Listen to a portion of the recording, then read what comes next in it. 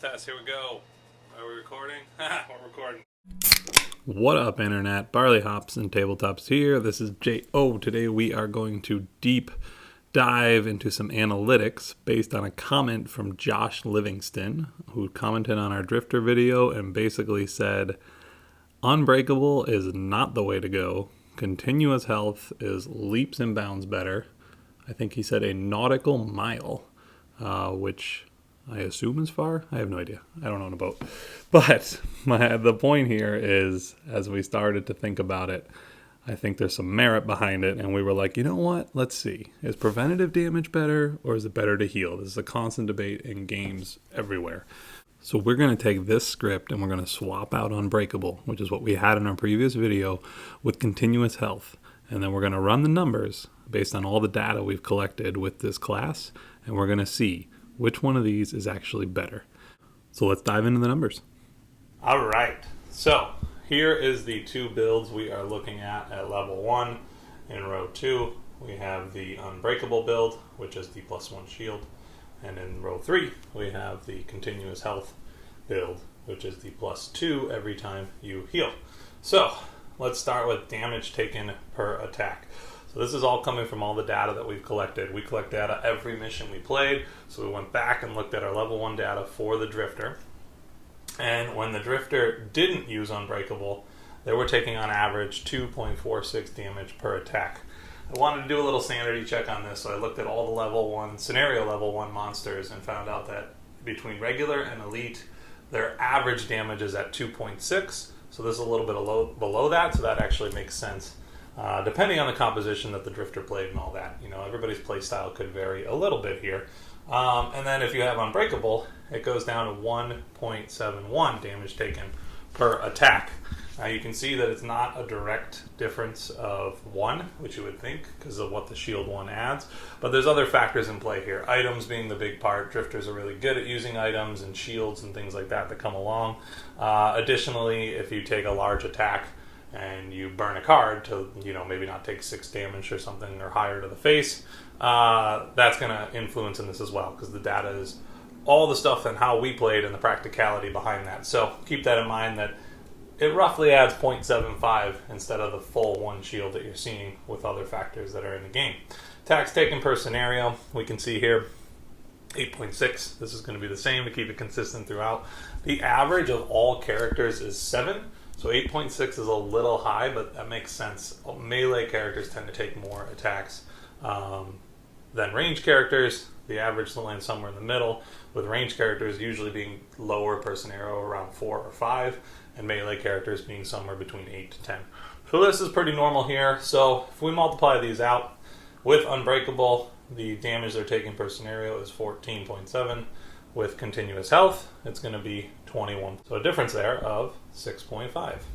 Now let's look at the heal side of it. With the heals that we have a bottom row move heal 2, and we have a top row heal 3.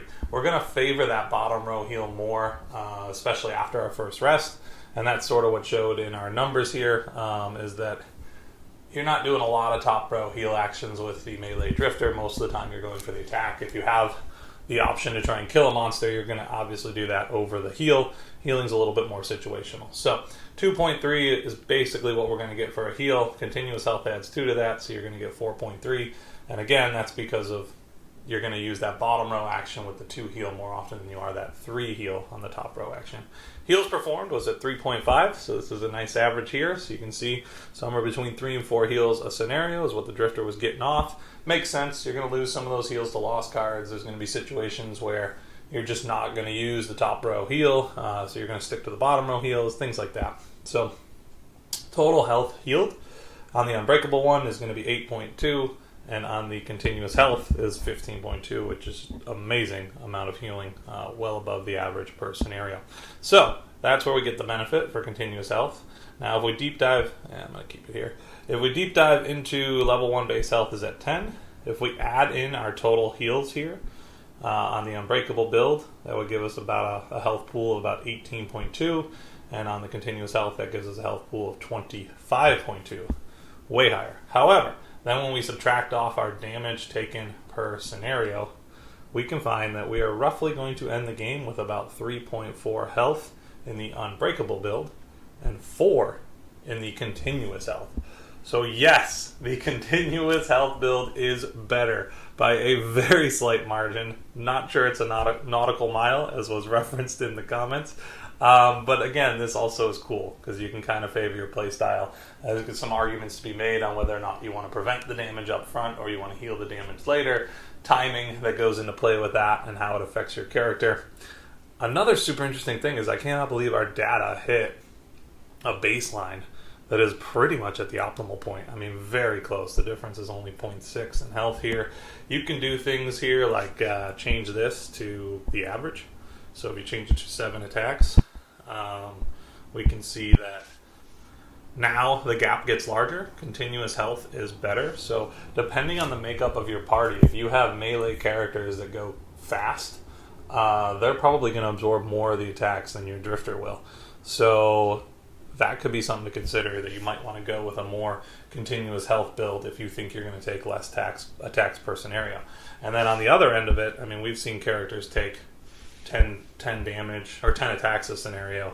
If you are like the sole melee character and the Blink Blade keeps running away after they do damage because their mobility is insane and all the rest of your characters are ranged, you're going to be better off going with the Unbreakable. You can see here at that amount of attacks per scenario, it's actually a little bit better. And last but not least, obviously you could go with a more heal-based drifter, which would be maybe a little bit more support, but that's not a bad thing. You get up your heals. There's Prudent Provision, I think is the name of the card. Prudent something.